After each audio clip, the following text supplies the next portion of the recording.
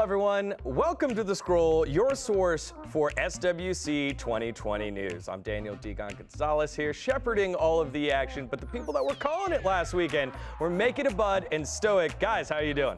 I'm doing great. I'm doing fantastic as well. Yeah, we can't do it ourselves, so we brought in the big brand himself. Look at those eyes. Look at that smile. It's Evan from Com2Us. Evan, how you doing, man? I am heavily caffeinated. Thank you. Thank you for being here. An expert. I just thought I was going to bring you guys water or something. No, thank you for being here. Let's hop right on into the Americas region. Let's take a look at the bracket from day one. So right off the bat, Tree and Thomas went head-to-head in a pretty close battle that Tree was able to sneak on by past Thomas 2-1. Raigeki and Topa V, that was one of the most anticipated matches of day one. They split 2-1 as well, with Raigeki moving on to the semifinals. Then on the bottom side of the bracket, Heaves and Fall Panda gave us our first 2-0, with Heaves going over Fall Panda. And then finally, Thompson and Faint Memory. That was such a big match. Faint Memory, no lack of confidence. Thompson was able to take the victory here. A couple of the matches that really stood out to me, of course, were Faint Memory versus Thompson in the quarterfinals. Faint Mem was set up to be one of the few that could take down Thompson, right? The favorite, the second place of the World Finals last year and the champion of SWC 2019 America's Cup. But I did want to talk about the Heaves Fall Panda matchup, right? The first 2-0 of the tournament. Definitely, and the guys over there that called the action would know it better than anybody else. You look at the Gianna ban, it felt like it was a lack of preparation there from Fall Panda, didn't it? I mean, that one just set the tone right off the bat. When you pre-banned a Gianna that Heaves does not have, makes it very clear that you did not do your homework. So we knew off the bat that Fall Panda basically had not prepped for this, and then obviously he's a heavy LD user and just kind of laid in LD units, even though they weren't really suited for the positions. Right. If you remember, notably, he brought a ragdoll to party with a Tion Lang on the other side, right? And there were 3 units on the other side that were non-critting units, so you weren't going to be getting all the attack bar that you could. And if they did crit, you're feeding the Tion Lang. Exactly, and not only that, once he brought that ragdoll, he did not ban the Tion Lang. Yeah. Which was super odd, and so obviously that's why that match was so one-sided as it was. So one more point, there was a Vigor on the side of Ragdoll. And Stoic, you probably more than anybody here know why it's a bad idea to bring Vigor alongside of Ragdoll, right? Of course, he brought anti-crit to his team. Like they said, the Tion Lang was also on the other side of the field, soaking up what Ragdoll was trying to do for his team in the first place. But the anti-crit's going to be there anyways, so you're not going to get a ton of attack bar with your Ragdoll on the field if you're going to have a Vigor there as well. Yeah, another unit that we saw a ton of because of the Hathor and Gani kind of ban and pick away was Sierra. And Sierra, again, just so prevalent in SWC, it's no exception this year, is it? That's right, because Sierra has always brought a lot to the table. Before you even read her skills, her leader skill is a 24% speed lead. So she's already doing something for your team before you get into it. First skill has turn cycling, second is a bomb and a dot, and the third skill is a detonator for all bombs on the enemy's team. Right. So she works really well with her dark sister Gianna too, but she's gotten even better with the introduction of artifacts. For instance, skill 2 with the bomb damage synergizes really well with artifacts, right? Make it a bud? Absolutely, and at the same time, the artifacts really benefited Sierra's skill 1. So what happened in the past was that Sierra would typically do about 600-700 damage per skill 1 shot. It does 3 of those shots, so a total about 2,100 damage. But what artifacts have done is basically add additional damage as a percentage of total stat. So when you just add that as a flat piece of damage, you're seeing some of these Sierras hitting for 2k per shot or about 6k total. So basically tripling the output of Sierra, and every time it drops a bomb, it takes another turn, which is another skill 1 shot. So it's a lot of extra damage that Sierra's been able to do. So day one was full of upsets. Day 2 brought a lot of great drafts and great action throughout. Let's take a look at the bracket. Popo Panda and JLN2 battled first, with Popo Panda taking a 2-0 victory, moving to the semifinals against Ken Baller, who beat Jmac and I think had the best game of the tournament in game 1, which came down to a bunch of skill 1 matches. Dreams Joseph took down Igor in the Battle of South America of the Americas. The Peruvian beat the Brazilian 2-0. And Trocamu and Zafarius also went the distance, with Trocamu moving on 2-1 over Zafarius. Then in the semifinals, Ken Baller punches ticket to the America's Cup after taking down Popo Panda 2-1, and Trocamu with the clean slate against Dreams Joseph going 2-0 to also join the America's Cup finals. Now, guys, a bunch of matches here. Which is the one that stuck out the most to you, Evan? Well, I think we should start with Ken Baller versus Jmac. Ken Baller had a pretty good run through the second day of SWC Americas, and I think starting there is a great way to begin. Notably, I think there was an Anavel in the game, and I think the Anavel probably should have been banned out because to me, Anavel is kind of Vigor's natural predator out there in the wild. Because if you look at him personally, right? He has that 3-turn defense break, which is really impressive. He's got heal block on skill 1, like we talked about, and a speed buff on skill 2, coupled with the heal and anti-crit. Now, if you look at Anavel's side, she has defense break with slow, which will net 0 the speed. She has a cleanse to get rid of the defense break. Now, the only way that Vigor can really make that work is if he has a damage dealer next to him to make use of it, to actually initiate that damage. But what did you guys think of the match? I mean, I thought there was a lot of back and forth, and it actually swung back and forth so many times. It could have gone anyone's way, but at the end, as you noted, the Anavel really took care of business. I think it was 1v2 at the end, was able to take care of it because skill 3 was so impactful, defense breaks, slows, and then obviously Jmac just wasn't able to keep up with that unit.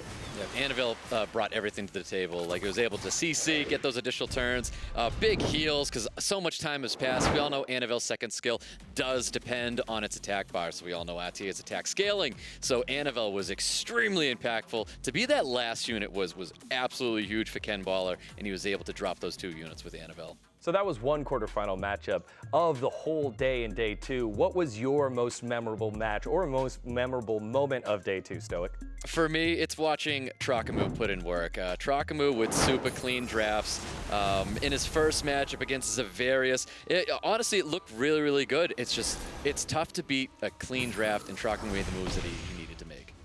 Yeah, I really liked his creativity, showing lots of aggression with that Sierra, Okeanos, Hathor, and then round 2, even though he didn't really win that one because Josephine from Safaris popped off, that wedge at Dozer pick, just showing a wide breadth of ability to read the speed of the draft and threat enough damage to kill. And obviously, as we saw him play versus Dreams Joseph, winning that very easily, you know, being able to knock out a Fran off the bat, again, reading the speeds of the draft perfectly and checkmating Dreams Joseph on draft. So one thing I really want to check on into after the whole weekend was completed in the America's Cup preliminaries was the meta. We saw a pretty standard play really around Hathor Gani, but in day 2, the drafts not only felt good and different for the players picking, but also reading the opponents and putting people in checkmate position in the draft right off the bat, didn't it? I mean, there's so many monsters that dominate the meta. I say the meta's a lot wider than it used to be. There's a lot of monsters that govern the meta. There's a Gani Hathor, obviously, but you'll notice a lot of Chiwus, a lot of Barbaras, a lot of Okeanos' units that are at 310, 305, 290 speed, and all of that comes into play when you add a 24 lead. These players are doing the math in their heads to think about if they have a 290 plus a 24 lead or 310 plus a 24 lead and ban out X, Y, and Z, how does the opening turn looks like? And that's what you see when you see 3 very fast control or damage units off the bat with a speed lead. It's all about speed in that opener, versus in the first day, you saw a lot of Molly first picks, a lot of turn 2 comps. Stoic, and what's that record of Molly so far? Not good. The record is not good. Just an abundance of losses. You know, Molly's one of those units that currently on the ladder, you see a lot of great Molly play, where the matches go for a really long time, and these bruiser comps are trying to show how strong bruisers are. But in tournament play, I feel like Molly's just the wrong unit to be drafted. Well, there's definitely a very big difference between tournament play and ladder play. So in the ladder, typically you have better runes than your opponent. For example, if I were to queue up against a G1 player or a G2 player, typically I have better runes. I don't want to take that accuracy resist check with my Okeanos into a unit because I need a higher win rate than 60-some% or 70% against that specific player. In tournaments, you want to win matches, and that's why those speed units and that impact off the bat is so important. Yeah, units like Daphnis, we saw Daphnis come into play, and where we would say understanding the meta is very, very important. Daphnis was played up against Dreams Joseph. Dreams Joseph had a willed up Fran, and that Hellfire came in, and it got the defense break and everything, but understanding the meta, his Fran did survive the Hellfire coming from Daphnis, and that says a little bit into what are the artifacts are on that Fran, maybe how tanky that Fran is, but understanding the meta, that unit was drafted to take out X, and he was prepared for it. Right, and what I love about that is, although Dreams Joseph did end up losing that match, it shows the type of preparation that he put in, a former America's Cup champion, and why he made it to the semifinals, so hopefully he'll be able to bounce back in day number 3. And again, this meta is being being dominated or at least highly influenced by speed means that the Beast Riders with their high base speed really did a lot. There's a lot of nuking potential from the Barber, a lot of basically control and nuking potential from Savannah coming into play here. So a lot of drafts revolving around that. We also got to see some really odd picks. We saw Mi Ying's, right, Dark Pandas. I was just about to bring that up. We've seen like 2 Mi Yings now throughout the prelim. From different players. Right, from different players, that's right. So what do we know about Mi Ying, Stoic? We know it's attack-based damage. So the higher the attack power, the tankier the unit is going to be, but also the more damage it's going to be dealing with. That first skill, being able to get those defense breaks, that's high damage. Unit that's not willed up, no immunity out there. You get those defense breaks maybe on that first swing, those next 2 swings that come in slamming. Yeah, absolutely. I mean, I think Mi Ying's just definitely had a big impact. And I think another unit we saw for the first time was Isis. Isis was a very fun unit.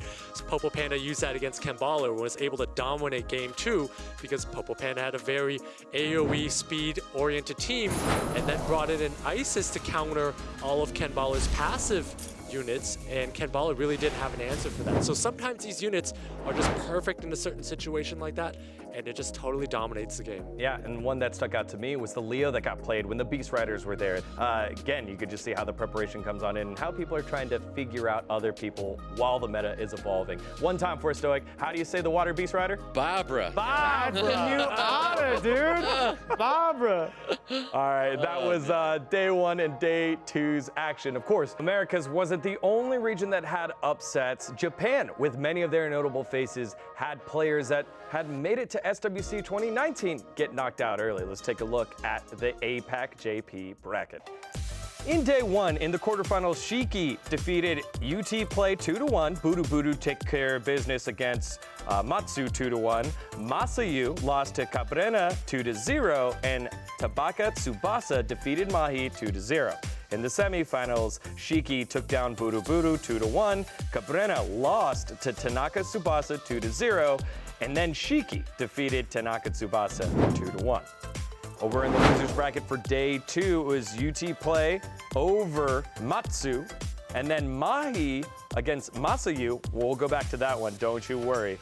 With the losers round 2 being UT Play versus Budu, Mahi taking care of business against Cabrera, UT Play defeating Mahi 2-0, and the final match of the day in the losers round, UT Play lost to Tanaka Tsubasa 2-0.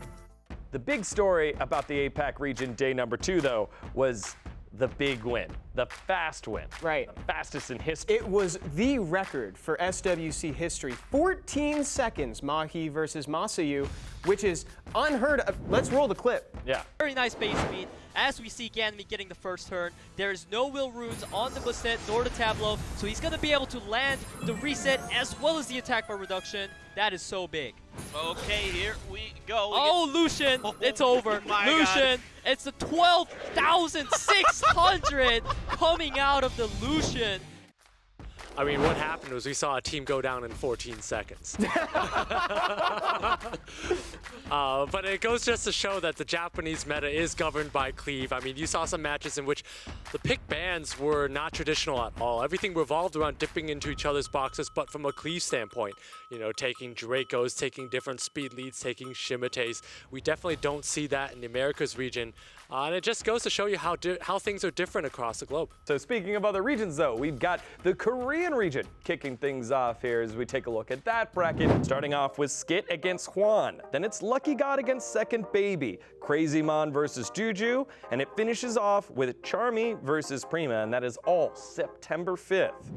I would like to see Skit in a championship, in a tournament type setting. I mean, Skid is currently #1 on the RTA ladder, and also by a wide margin. I believe he's sitting around 2,500 plus, maybe 2,600 points by now. I can't wait to see Lucky God. Lucky God has a lot of units. He's got the Gianna, Yanhong, Ragdoll. All 3 of those units, very, very good units, and he probably has more with it as well. And great rune quality and fantastic play coming from a Lucky God. So I imagine he would be doing very well. So that's a quick look at the Korean region. And of course, all the these regions will be coming together to battle for the World Championship. What makes you most excited for international play? The most exciting thing for me is just the fact that all of these old SWC legends are being shaken up by these new faces. Well, I think that's the cool part too. It's that they're earning their spots. It's not like, oh, some of these legendary players are phasing out. They're getting beaten by some of these guys, and that's what I'm most excited to see. And we got to see some of that in the America's Cup preliminaries in days 1 and 2, and day 3. It's this Saturday, 12 o'clock. We have more matchups. Let's take a look at that bracket. Again, now that all these players have lost, it's now a single elimination bracket that you see on your screen. It's, guys, what are you most excited to see in this final day 3? I'm excited again. Fate Memory's been a longtime friend of mine, so after he beats Fall Panda, I'm excited to see him play Popo Panda and see how those boxes collide here. With that Savannah, both of them favoring Savannah's a lot, managing the speed of the draft very well. I can't wait to see how that's going to pan out. I mean, there's 2 big names down there. It's Tree, Thompson, technically 3. Tree, Thompson, and Faint Memory. No one would have expected to see those names down here in this loser bracket. We're excited to see how well all 3 of them are going to do.